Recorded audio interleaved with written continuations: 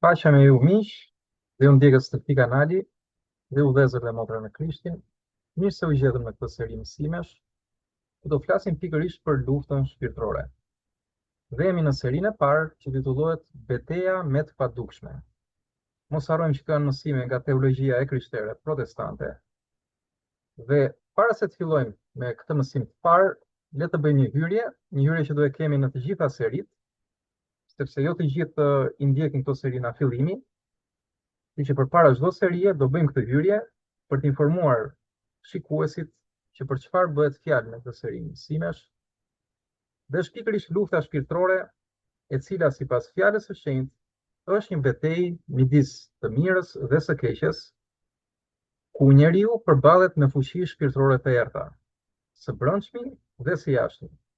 Disa nga këto fuqi të errta njihen si tundimi, dyshimi, frika apo gënjeshtrat, të cilat synojnë shkatrimin e gëzimit në jetë, qëllimeve për jetën apo të marrëdhënieve tona.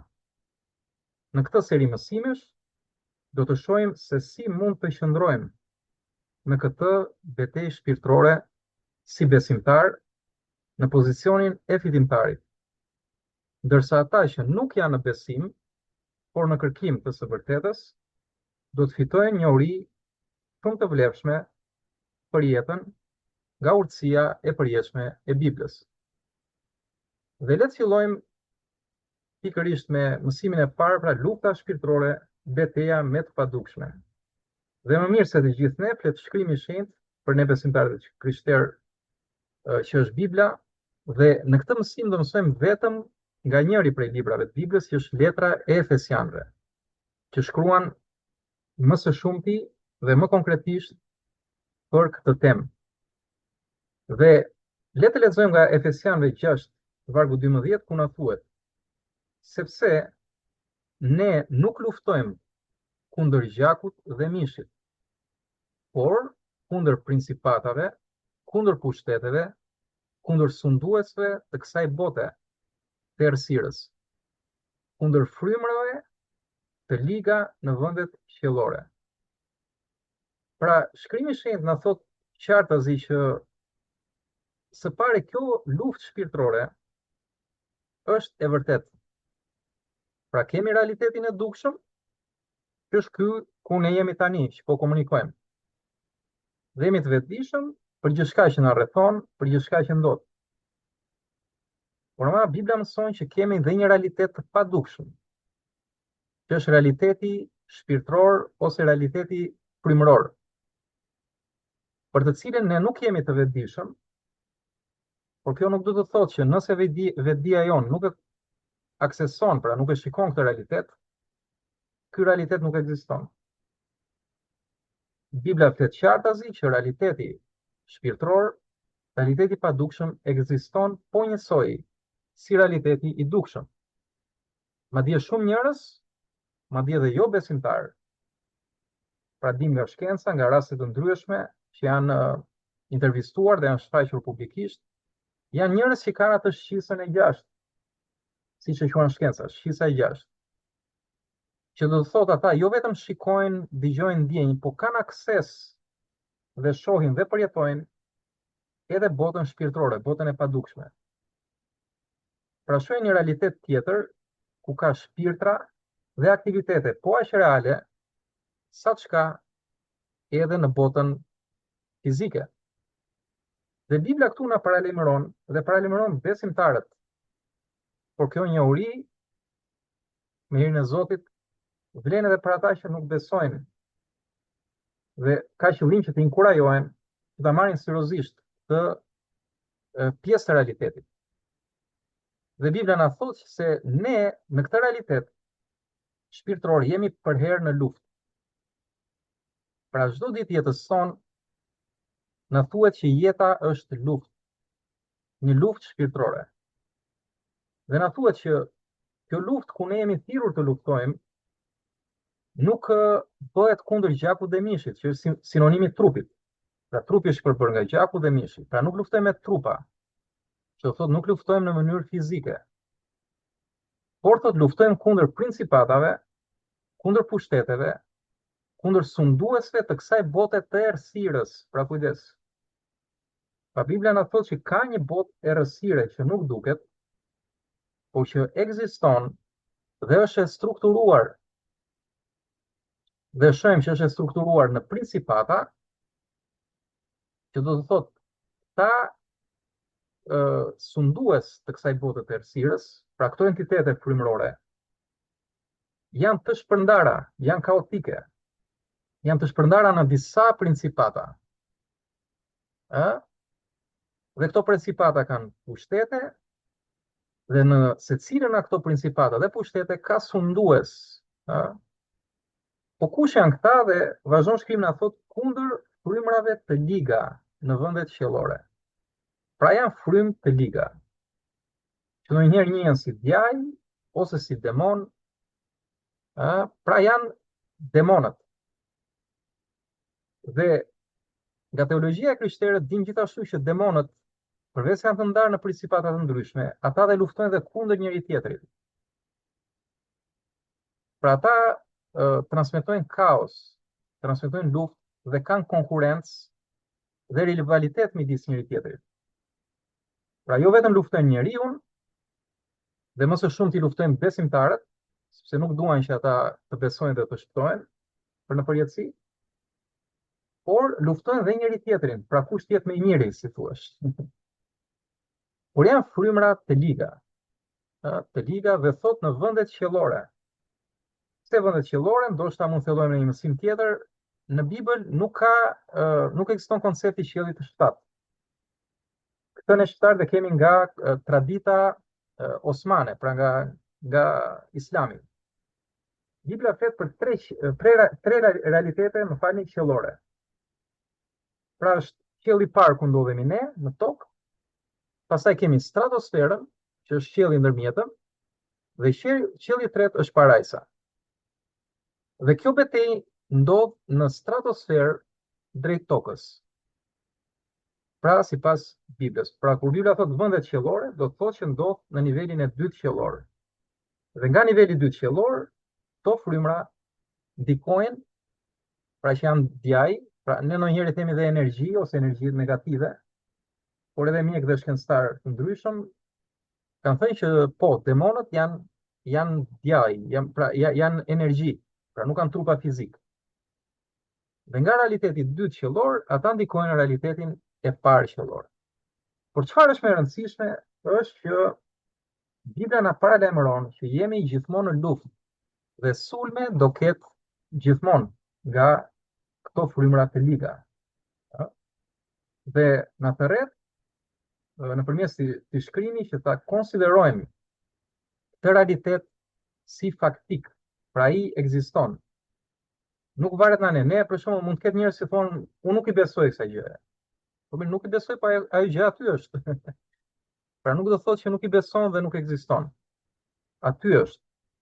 Por puna është që nëse i beson, ose të paktën nëse je i vetëdijshëm që ekziston ligësia, ekziston negativiteti, dhe ka burimin pikërisht nga këto frymra që frymëzojnë njerëzit për të bërë keq ose ndikojnë në mënyrë të drejtë për drejtë njeriu, atëherë mund të jesh më i përgatitur për këtë betejë, që është betejë me të padukshme, sikur se tham.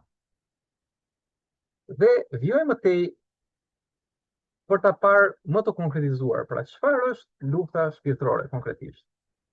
Tham, lufta shpirtërore nuk është një betejë fizike, por një realitet i përditshëm për çdo besimtar. Ajo luftohet pikërisht në sferën e padukshme, kundër fuqive satanike që kundërshtojnë planin e Perëndisë për jetën tonë, pra flasim për jetën e besimtarëve. Tani Perëndia ka plan për çdo njeri, pavarësisht besimit të tyre, por na shkruaj gjithashtu që pa besim është e pamundur ti pëlqesh Perëndisë, sepse nuk je i lidhur me burimin e jetës. Vetëm nëpërmjet besimit, atëherë ne mund të kemi, si thua, akses në praninë e Perëndisë, dhe atëherë Perëndia na zbulon planin e tij për jetën tonë.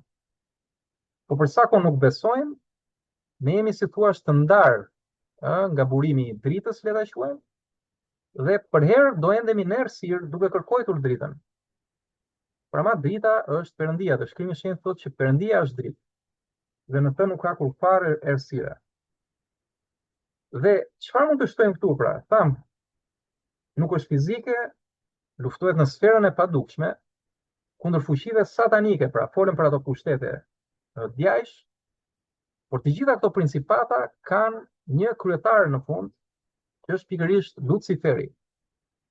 Një angjëll i rënë që nga krijimi, sepse u rebelua kundër pushtetit Perëndis, dhe Perëndia dëboi nga parajsa, dhe ai mori 1/3 e angjëve. Pra para se të plotësoj krijimi i njerëzimit, madje shumë teolog të krishterë thonë edhe para Adamit dhe Evës, krijimit të njeriu të parë, u krye në qiell, pra në qiellin e tretë po flasim tani, kjo betejë e madhe shpirtërore, ku Luciferi, që ishte një krye angjëll, kërkonte të merrte pozitat e Perëndis, pra të Zotit. Dhe mori 1/3 e angjëve për të rebeluar kundër pushtetit hynor, dhe këtu ndodh një betejë e madhe, dhe 1/3 e angjëve bashkë me Luciferin, që më vonë quhet Satan, që në gjuhën hebraike do të thotë kundërshtari, pra bashkë me Satanin dëbohen nga realiteti tretë qiellor, pra nga kjo sferë, dhe bien në sferën e dytë, dhe tashmë ndikojnë në sferën e parë, ku është vetë krijimi. Dhe duke qenë se ata janë kundra Perëndis, normalisht janë dhe kundra krijimit të Perëndis, dhe si rrjedhoi kundra krijesës së Perëndis, që është njeriu. Pra djajt e urrejnë njeriu. Vetë Zoti Jezu Krisht thotë që Satani është babai i gënjeshtrës. Pra vetëm mashtron dhe nuk ka as edhe një të vërtet në të. Dhe diku tjetër na thotë që ai prezantohet si angjulli i dritës, pra Luciferi. Pra prezantohet si i bukur, si i mirë. Dhe sot ne dimë që shumë në modë kjo ndriçimi, ndërgjegja e lartë, pra çështja e ndriçimit e dritës flitet shpesh. Por në fakt na thuhet që Satani paqet si angjëll dritë, dhe duhet pasur shumë kujdes kur mësimet e këtij ndriçimi ose kësaj rruge të ndriçuar bien ndesh me fjalën e Zotit që është në Bibël. Sepse fjala e Zotit është pafund, gjithmonë ka ekzistuar, na thuhet. Pra mbetet përjetë, sigurisht se Perëndia është përjetë. Dhe pra këto principata kanë Satanin, pra Luciferin, që është kryetari i këtyre demonëve do. Dhe ata bëjnë ç'është e mundur në sferën e padukshme, që me fuqinë e tyre angjëllore, mos harrojnë që janë angjëj, po janë angjëj të rënë, bëjnë çmos që për ditë t'i luftojnë sidomos besimtarët, dhe sidomos në fillimin e besimit të tyre. Sepse duan me çdo kush që të shkatrojnë planin e Perëndis për jetën e besimtarit. Ndërsa njerëzit që nuk janë besim, ata i pengojnë jo vetëm me ligësi, po edhe me gënjeshtra. Gënjeshtrat janë specialiteti i tyre, le të themi. Pra i joshin e zë me argëtime, me shturje, ose me filozofira. Pra i mbajnë të zënë gjithkohës në mendjen e tyre që ata mos kërkojnë Zotin. Mos kërkojnë të vërtetën që i bën të lirë, sikurse thotë dhe vetë Krishti në fjalën e tij. Pra me pak fjalë, kush është armiku? Tham që jemi në këtë betejë, po kush është armiku? Dhe armiku, le të themi së pari kush nuk është armiku. Armiku, na thotë Shkrimi, nuk është gjaku dhe mishi, pra nuk është njeriu pranë nesh. Nuk janë njerëzit pranë nesh, njerëzit që na rrethojnë. Pra nuk janë prindrit, miqt, bashorti, bashortja, shefi, fqinji. Po është pikërisht djalli dhe hierarkia e tij demoniake, që ndikon, edhe duke ndikuar dhe i përdorur këta njerëz dhe duke i vënë kundra nesh, sidomos në momentin kur ne hedhim hapat e besimit. Pra mos harrojmë, të dashur vëllezër dhe motra, për ne që jemi besimtar, gjatë gjithë rrugtimit të krishterë, sulme do ketë. Edhe unë që ju flas jam dëshmitar i këtyre sulmeve nga më të ndryshme, po kur nuk njoha fjalën, isha i papërgatitur. Kurse tani që fal Zotit dhe fal kishës ku shërbej, njoh më mirë fjalën e Perëndis, arri t'i bëj ballë më së miri këtyre sulmeve. Dhe prandaj është dhe kjo shërbes dhe ky mësim lavdi Zotit që të ndihmoj secilin nga ju, pra ju që jeni besimtar, që të pajiseni me bindjen ndaj të vërtetës, që ne do të shkojmë në vazhdim, ndërsa ata që nuk janë besimtar, të ndërgjegjësohen për këtë betejë frymërore dhe pse jo të kërkojnë Zotin. Dhe Zoti është mbroja jon, është kështjella jon, është ndihma jon, është forca ime, thoshte mbreti David. Pra edhe mbretërit më të mëdhenj të kohërave të lashta, ku Zoti vepronte nëpërmjet profetëve të tij, i kanë thirrur Zotit për ndihmë dhe kanë thënë Zoti është forca ime dhe shpresa ime dhe unë nuk do kem frikë nga asgjë e keqe. Dhe këtu apostulli Paul përshkruan pikërisht këto principata, pushtete dhe sundues të errësirës, pra janë forca të errësirës. Pra një organizat e tërë, pra është një sistem të dashur vëllezër dhe motra, është e organizuar, pavarësisht se ata luftojnë dhe me njëri tjetrin, po është një organizat e mirëfillt, e tërë, 1/3 e ëngjëve të parajsës, të rënë në këtë sferë qiellore, që i shërbejnë së keqes shpirtërore. Pra bëjnë çmos që të shkaktojnë ligësi dhe rrëmuj. Dhe le të përmbledhim dhe të fillojmë, pra kush është qëllimi i armikut? Së pari le të kuptojmë që armiku nuk luan lojra. Pra nuk po flasim për shaka. Patjetër që jetojmë në një botë ku njerëzit i besojnë më tepër filozofive ose instinkteve dhe shumë rol ka luajtur dhe shkenca, sistemi arsimor, dhe patjetër që ka gjëra të mira në evolimin e njohurisë. Por parimet, bazat, nuk mund të ndryshohen asnjëherë. Dhe themelet e shoqërisë janë gjithmonë ato që Zoti ka krijuar. Pastaj çan ndërtojmë ne mbi këto themele, ky është ndërtimi jon pastaj. Po kur largohemi nga baza, ai që është e vërteta, dhe parimet e fjalës së shenjtë, mund të bëjmë atë gabimin që këto gjëra mund të na duken si gjëra të pakuptimta, ose gjëra që thjesht bëjmë gallat, bëjmë humor, sepse na de ai suksesi jon, ai njohuria jon. Dhe mund të bëjmë gabimin të themi që nuk janë të vërteta këto. Por ama Perëndia është i vërtetë. Fjala e tij është e vërtetë. Dhe Jezu Krishti ka thënë, do ta njihni të vërtetën dhe e vërteta ju bën të lirë. Dhe shenjtëroi Perëndimi me të vërtetën thotë. Dhe fjala jote është e vërteta. Kështu që fjala e Zotit thotë shkoqur, dhe ne po flasim vetëm nga letra e Efesianëve këtu. Po nëse referohemi gjithë Biblës, Bibla flet shumë, zakonisht shumë për këtë temë. Dhe gjithmonë na paralajmëron, Perëndia që është i mirë, na paralajmëron që kjo është e vërtetë. Djalli është i vërtetë. Pra nëse besojmë që ka Perëndi, pra ka një Zot, besojmë që ka ëngjëj, atëherë vlen të besojmë që ka edhe djaj. Dhe djalli është i vërtetë. Po gënjeshtra më e madhe që ai ka thënë njeriu, si babai i gënjeshtrës, si tham, është pikërisht djalli nuk ekziston. Kjo është gënjeshtra më e madhe. Gënjeshtra më e madhe është që djalli nuk ekziston. Me këtë ka lozur Satani në fillim, përmes filozofive, shkencës, artit, kulturës, e çdo filozofi tjetër që e largon njeriu nga baza, nga themeli, që është e vërteta, e ka çuar njeriu në këtë nivel të gënjeshtrës, dhe tani djalli po punon ta bindë njeriu që Zoti nuk ekziston, Perëndia nuk ekziston. Por ne si besimtarë krishterë, vëllezër dhe motra, e dim shumë mirë që jo vetëm djalli ekziston, po edhe Perëndia ekziston. Dhe dim dhe si do jetë fundi i tij, në ditën e Apokalipsit, që na jepet e libri i zbulesës. Por kjo mund të jetë për një temë tjetër. Gjithsesi në këtë temë kthehemi. Djalli ekziston, është armiku. Satani do thotë armiku, kundërshtari. Duke qenë armik i Perëndisë, është armik edhe i krijesave të Perëndisë. Ai urren njeriu. Dhe Zoti Jezus thotë që jo vetëm që është babai i gënjeshtrës, por thotë është njeri vrasës, që nga fillimi. Njeri vrasës. Ai do ta shkatrojë njeriu. Por do ta shkatrojë së pari shpirtërisht dhe ta kthejë në rebelim ndaj Perëndisë. Ky është qëllimi i tij. Nëse shkatron shpirtërisht dhe e kthen kundra Perëndis, ai e përdor si veglën e tij edhe kundra njerëzve të tjerë. Kundra atyre që besojnë ose kundra atyre që ai parashikon se do besojnë. Sepse mos harrojmë ai ka fuqi të mbinatyrshme, sepse është angjëll. Dhe ai arrin ta kuptojë kush njeri po e kërkon Zotin. Dhe aty ai shton sulmet. Pra nuk luan lojra.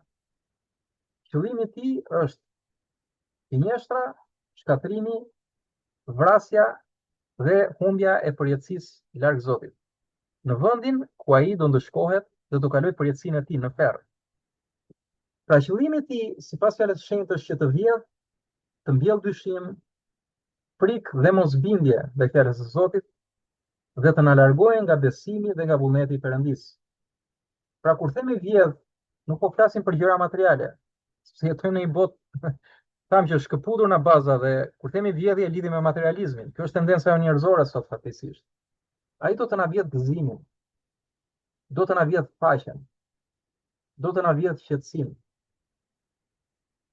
do të na vjedh edhe suksesin, arritjet.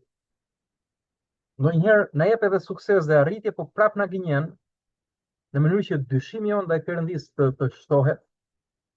Frika jon të jetë ose meraku të jetë vetëm ndaj parave, ndaj materializmit. E të harrojmë çfarë është më e vlefshme për ne, që është shpirti jon, është jeta jon. Dhe kështu ai e bën njeriu në vegël të tij dhe e çon në mosbindje ndaj fjalës së Perëndis. E çon në mosbindje ndaj Zotit. Sepse fjala e Zotit, ajo është ligji që cakton gjithçka. Dhe kur njeriu është në mosbindje, është në pabesi, theti pabes ndaj Perëndis. Dhe fjala e Perëndis thotë që pa besim është e pamundur të pëlqesh Perëndis, dhe kjo është qëllimi i djallit. Që njerëzit shkëputen nga Perëndia dhe të humbasin besimin dhe të largohen nga vullneti i Perëndis. Në Bibël thuhet vullneti i Perëndis është që çdo kush njeri të njohë të vërtetën, të pendohet, pra të kthehet te Perëndia, te krijuesi i tij, jetojë një jetë me kuptim, me besim, me paqe, me gëzim, në harmoni me të gjithë njerëzit. Pra të ketë zhvillim, sukses, rritje në çdo gjë. Dhe rritja më e madhe është rritja shpirtërore. Pra ky është vullneti i Perëndis dhe ky njeri të shpëtohet dhe pas vdekjes së tij fizike të ketë përjetësinë në parajs me Perëndin. Pra është përjetësi, është pafund pastaj. Por djalli vepron duke i dhënë njeriu të kundërtën. Pra nuk ka përjetësi, nuk ka Perëndi, besimi është kot. E gjithë këto gjëra. Dhe vepron përmes gënjeshtrës. Gjatë gjithë historisë së tij. Pra është një luftëtar i lashtë të djallit, është shumë i vjetër. Është mira vite që vepron. Është ekspert. Dhe gënjen nëpërmjet gjithë këtyre teorive dhe filozofive, e tundon njeriu që të heqë dorë dhe të jetojë në mëkat, të jetojë në shturje, të jetojë në degradim, në immoralitet. Dhe pas kësaj ai bën fatalen pasaj, e dekurajon njeriu. Pra e dekurajon, thotë ja bëre këtë, tani jeta jote është kot, ti s'ke më vlerë. Se do ta shkatroj gjithë qëllimin e ekzistencës së njeriu. Prandaj sot në botë, dashur njerëz, me statistika, të dashur vëllezër dhe motra, kemi kaq shumë njerëz që janë në depresion. Njerëz që kanë humbur edhe dëshirën për të jetuar. Ose mund të kenë dhe para, mund të kenë famë. Shikoni Hollywoodin, është plot. Dhe aty ka vetvrasje, ka drogë, ka vdekje, ka çmendin të dashur, vëllezër dhe motra. Pra njerëzit më të palumtur janë ata superhyjet e famshëm në Hollywood. Sepse janë të dekurajuar, kanë humbur arsyen pse jetojnë. Pra mund të kenë arritur gjithçka, dhe parat, dhe famën, pronat, gjitha këto gjëra, thonë për çfarë po jetojnë. Sepse djalli e dehumanizon njeriu. Djalli e nxjerr njeriu nga natyra e tij. Kjo është ajo natyrë për të cilën Perëndia ka krijuar. Dhe kjo është që të ketë marrëdhënie me Perëndin, ta doj Perëndin dhe të doj çdo njeri si veten e tij. Ky është plani i Perëndis. Plani i Perëndis është dashuria. Kurse djalli thotë njeriu që dashuria nuk ekziston. Është thjesht kënaqësi e çastit. Dhe prandaj vazhdojnë droga, alkooli e gjitha këto vese trafiqet e çdo gjë tjetër, vazhdojnë të rriten në botë. Madje edhe studiues të ndrueshëm kanë thënë që nëse s'do ishte droga dhe alkooli, shumica e botës do kalonte në çmendim. Pra ishin studiues që kishte studiuar me detaj, pra një shkencëtar, këto çaste, pra këto çështje të narkomanëve dhe të alkoolistëve. Dhe thoshte ata drogohen ose dehen që frekuenca e mendimit t'i ulet, t'i bëhet e ngjashme me frekuencën e kafshës dhe t'i gjeni fare qetësie. Në gjuhën e krishtere kjo është ata thjesht në mpin dhimbjen shpirtërore, që shkakton largësia nga Zoti. Dhe kur je larg Zotit, je larg dritës dhe je pranë errësirës. Dhe je një presh shumë e lehtë për këto fuqi të errësirës të dashur. Njerëz që na ndiqni, ju miq dhe vëllezër dhe motra. Zoti thret mos të dekurajohemi, mos të dorëzohemi, por ta kërkojmë Perëndin sa nuk është vonë, dhe ai nuk është larg askujt. Secilit prej nesh të shkrimi. Është shumë pranë Zotit, por njerëzit nuk duan sepse janë zhytur në këtë errësirë të madhe. Dhe ku duam të dalim me këtë? Duam të dalim që një iden që kjo luftë është reale, thamë, nuk është lojë. Dhe kërkon përgatitje. Kërkon përgatitje që ne në krishterimi themi një disiplinë shpirtërore. Dhe kjo disiplinë fillon në fush betejën. Dhe fush beteja është mendja jonë. Pra Bibla mëson që fush beteja, pra ku sulmon djalli si fillim, është pikërisht në mendje. Sepse mendja jonë është kaq e sofistikuar, është një mendje krijuese. Është më e fortë se çdo gjë që ekziston në këtë planet. Pra ne me të vetëdijshëm kemi kompjutra, teknologji, këto, po mendja çdo njeriu aty kalon të gjitha këtyre shpikeve. Sepse edhe këto shpike janë shpikur nga njeriu. Dhe kjo ndodh sepse na thuhet në Bibël që Zoti krijoi njeriu sipas shembullimit të tij. Pra Zoti duke qenë krijues e krijoi edhe njeriu si qenie krijuese. Por Satani çfarë bën? Ja heq njeriu këtë aspekt të krijimit të tij. Sepse krijimi gjithmonë do të shojë tek e vërteta. Pse e themi këtë? Sepse kemi edhe shpikësit më të mëdhenj të historisë njerëzore. Albert Einstein, Nikola Tesla, Thomas Edison e të tjerë, që e kanë njohur Zotin në bazë të shkencës, në bazë të njohurisë.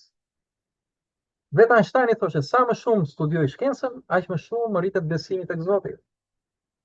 Nikola Tesla, që ka shpikur elektricitetin, internetin, i dim,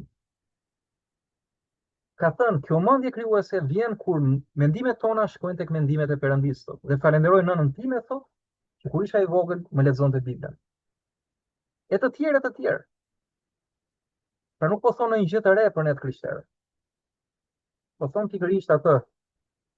Njohuria e Perëndisë është e pavdekshme, është pa fillim, pa fund, Zoti ekziston për jetë dhe fjala e tij ka fuqi të mbinatyrshme, sepse është e vërteta. Dhe kur njeriu del në të vërtetën, ai del në dritë. Kurse djalli do ta çojë njeriu në errësirë, mos e dalë tek e vërteta. Pra nga një mendje krijuese e çon njeriu në një mendje shkatruese. E degradon njeriu. E çon poshtë më poshtë. Edhe pse ndonjëherë gënjen me iluzione, e gënjen me delire, e me lloj gjërash që janë terrene, në mendje fillon i fut mendimet. Dhe një jetë të dashur miq me mendime të pakontrolluara bëhet një jetë jashtë kontrollit. Pra njeriu del jashtë kontrollit për jetën e tij, nuk kontrollon dot më jetën e tij, nuk kontrollon dot më veten e tij, dhe bie pre e veseve, e mëkateve që çojnë deri në depresion. Pra në emocione dhe në dëshira të paperëndishme. Pra nuk jeton më si një qenie shpirtërore, jeton si një mish. Jeton si një kafshë. Ndërkohë që është krijuar sipas shembullimit të Perëndisë, thotë fjala e Zotit. Është ndryshe nga çdo gjallësi tjetër, ndryshe nga kafshët njeriu. Dhe duke jetuar kështu njeriu, pra një jetë në errësirë që çon në shkatrim, Kjo e bën atë më të lehtë, pra një pret të lehtë, për armikun, pra për djallin që ta kapi në kurth. Ndaj nevojitet vigjilencë dhe përgatitje e përditshme që ne në hirën e Zotit do i mësojmë gjatë kësaj serie të këtyre mësimeve. Por mos harrojmë diçka, dhe këtu vjen një lajm inkurajues nga Bibla, për ata që besojnë, Zoti jep premtim me bekim. Pra besimi i çdo njeriu, kur një njeri e thapin për t'i besuar Perëndis, fjalës së tij të shenjtë në Bibël, Perëndia premton fitoren për ta. Pra çdo vepër besimi merr shpërblim nga Perëndia. Dhe premtimi i tij në rastin e besimit për çdo besimtar, qoftë i ri, qoftë besimtar që ka vite dhe kërkon të rritet më tepër në njohjen e së vërtetës, qoftë për atë që nuk beson, është konfuz, ose mund thotë çfarë është kjo? Nëse hedh një hap drejt besimit, atëherë Perëndia jep premtimin që ty do të bëj fitimtar. Ai do të japi fitoren. Sepse do jesh në krahun e më të fortit, që nuk e mposhtin dot o principata. Dhe do kuptosh pasaj gjën më të mirë të kësaj jete, që nuk je vetëm. Nuk je vetëm. Ne të krishterët e dim të gjë dhe gëzojmë në këtë gjë. Jemi kaq të lumtur që nuk jemi vetëm. Jemi në praninë e Zotit, në praninë e frymës së shenjtë, që na drejton tek fjala e tij, por kemi dhe kishën, kemi dhe vëllezër dhe motra në të gjithë botën, që luten për njëri tjetrin, kujdesen për njëri tjetrin, bajnë njëri tjetrin, këshillojnë njëri tjetrin. Pra, dhe mbi të gjitha, besojmë që Perëndia na ka dhënë dhe armaturën e tij, që ne do e shohim gjatë gjithë këtyre mësimeve, si dhe fuqinë e tij për të qëndruar fitimtar në këto sulme. Pra kujdes, jo për të imposhtur fuqitë e djallit, nuk imposhtim dot ne, sepse është botë tham e padukshme frymërore, ndërsa ne jemi fizik dhe të dukshëm. Pra nuk e imposhtim dot këtë botë, ajo do mposhtet në ardhjen e Krishtit në fundin e botës, por ne mund të qëndrojmë fal armaturës Perëndis ose armatimit Perëndis, që do shohim në vazhdim, dhe fuqisë së pranisë së tij. Zoti do na japi çdo gjë që ne të qëndrojmë. Dhe mos harrojmë, për ju vëllezër dhe motra në Krishtin, le të kujtojmë vetes që në Krishtin, pra si të krishterë, çfarë është i krishteri? Është ai që beson të vërtetën, pendohet, sepse kupton që Perëndia i ka falur mëkatet e tij, pra çfarë ka bërë në këtë botë? Të errët, ku ai ishte i vdekur në mëkat e në padije, në errësirë totale. Perëndia ja fali këto mëkate duke i hedhur tek Krishti në kryq. Prandaj u kryqëzua Krishti, që është Perëndia i ardhur në blirin e tij, sipas gjithë profecive. Pra Perëndia ka falur dhe i ka dhënë një shans të dytë, i ka dhënë një jetë të re. Por Perëndia ma premton që ai do qëndrojë me të deri në fund të jetës. Dhe do ta mbrojë, do ta ruajë, do ta bekojë të njeri që ai ka larë me gjakun e Krishtit.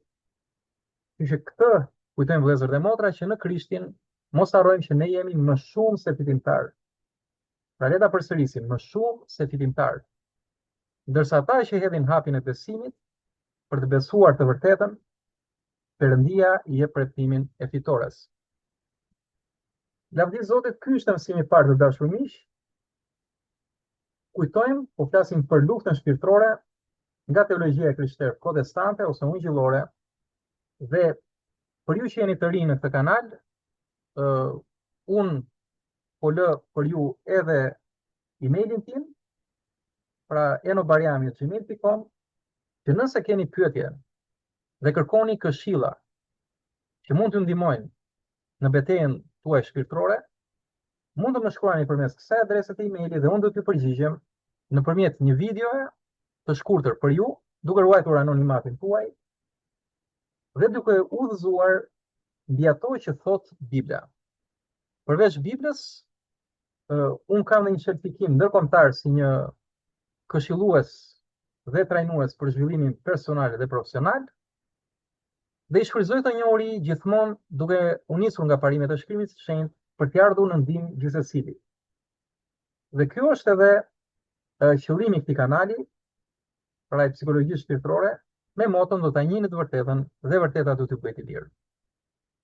Zoti t'ju bekoj dhe miru pafshim në mësimin e radhës.